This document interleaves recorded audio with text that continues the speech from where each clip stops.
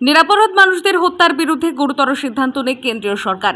এই দাবিতে এবং সন্ত্রাসবাদীদের হামলার জবাবদিহি চেয়ে পথে নামল কংগ্রেস।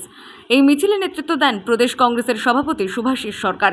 এই মিছিল থেকে তারা বার্তা দেন, কাশ্মীরে যেভাবে হিন্দু হত্যার ঘটনা ঘটল এবং বিজেপি সরকার এই নিয়ে রাজনীতি করছে বলেও অভিযোগ করছে কংগ্রেস।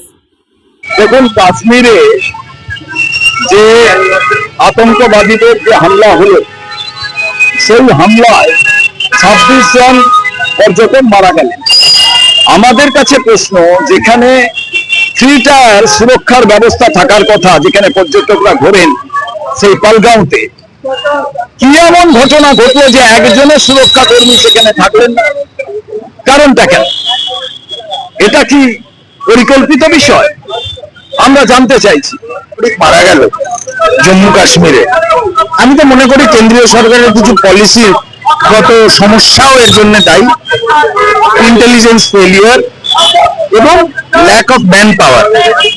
বলা হচ্ছে 1,80,000 প্রায় সৈন্য সংখ্যা কম রয়েছে ওই অঞ্চলে, যতটা ওই দুটো সেক্টর মিলিয়ে হওয়া উচিত।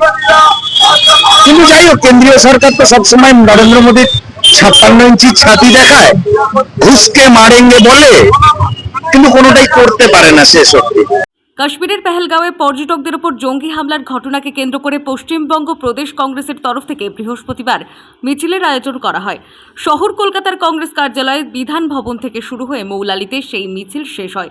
সাম্প্রদায়িকতার বিরুদ্ধে এই মিছিলে সন্ত্রাসবাদীদের কুশপুতল পোড়ানো হয়।